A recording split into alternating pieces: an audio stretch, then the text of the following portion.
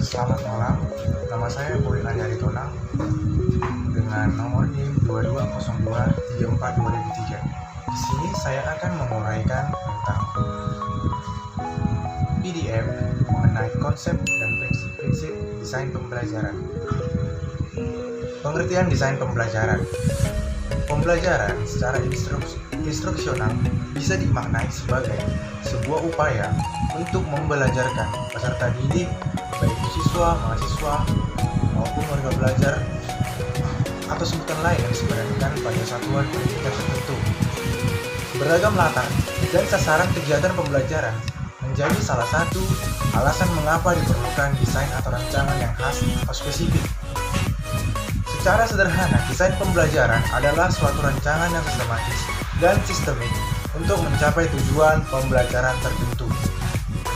Adapun dalam Wikipedia, desain instruksional atau juga disebut Instructional Design System atau IDSD adalah praktek menciptakan pengalaman pembelajaran yang membuat perolehan pengetahuan dari keterampilan yang lebih efisien, efektif, dan menarik. Proses ini berisi penentuan status awal dan kebutuhan peserta didik, perumusan tujuan pembelajaran, dan merancang intervensi untuk membantu terjadinya belajar. Proses ini dibangun berdasarkan teori belajar yang sudah teruji secara pedagogis dan dapat terjadi hanya pada siswa, dipandu oleh guru, atau dalam latar berbasis komunitas. Hasil dari pelajaran ini dapat diamati secara langsung dan dapat diukur secara alamiah atau hanya berupa asumsi.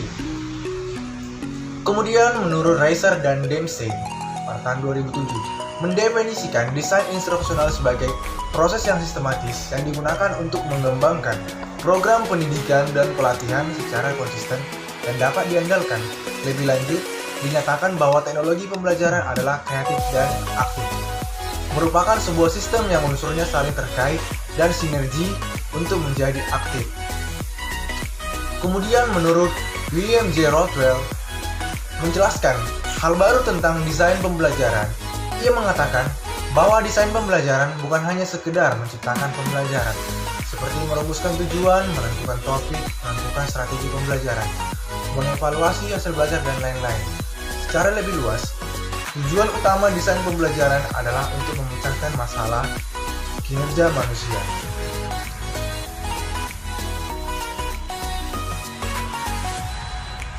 Adapun Applied Research Laboratory, Penn State University memandang desain instruksional dari 4 posisi, yaitu yang pertama, desain instruksional sebagai sebuah proses.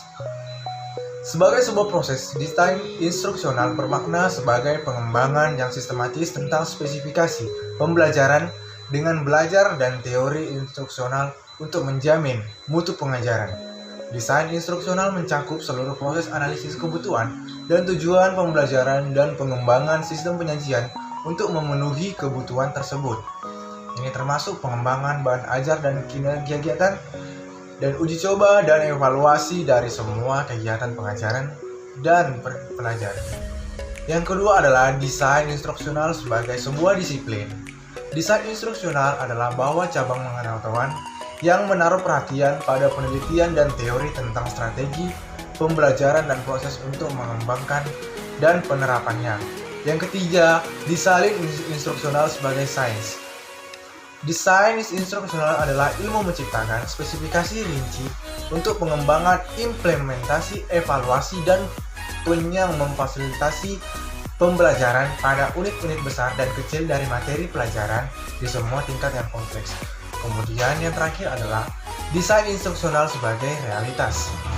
Desain instruksional dapat dimulai pada setiap titik dalam proses desain. Seringkali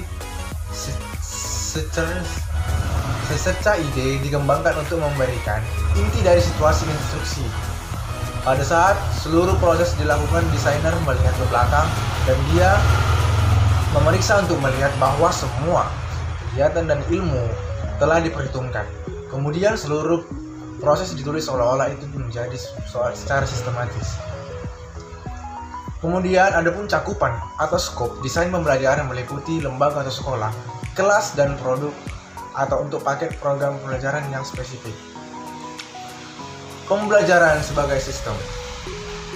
Di sini kita memahami bahwa suatu sistem terdiri atas sejumlah komponen atau unsur yang saling berkaitan dan masing-masing memiliki fungsi mencapai tujuan dari sistem tersebut. Pada konteks pembelajaran, Jackney mengatakan bahwa sistem pembelajaran adalah suatu set peristiwa yang mempengaruhi siswa sehingga terjadi proses belajar. Berdasarkan pandangan ini, tujuan dari sistem pembelajaran adalah terjadinya proses belajar dari diri peserta didik, sehingga perhatian utama perancang pembelajaran adalah bagaimana mengupayakan agar kegiatan pembelajaran bisa efektif dan efisien. Untuk mewujudkan harapan tersebut, penelusuran terkait komponen dan sistem pembelajaran menjadi teramat penting. Model pengembangan instruksional atau MPI dalam Suparman dikemukakan ada 8 langkah, yaitu yang pertama, mengidentifikasi kebutuhan instruksional dan menulis tujuan instruksional umum. Yang kedua, melakukan analisis instruksional. Yang ketiga, mengidentifikasi perilaku dan karakteristik awal mahasiswa. Yang keempat, menulis tujuan instruksional khusus. Dan yang kelima, menulis teks acuan patokan. Dan yang keenam, menyusun strategi instruksional. Dan yang ketujuh, mengembangkan bahan instruksional. Dan yang kedelapan, mendesain dan melaksanakan evaluasi formatif yang termasuk di dalamnya kegiatan merevisi. Kedelapan langkah-langkah tersebut dapat kita lihat dalam bagian berikut ini.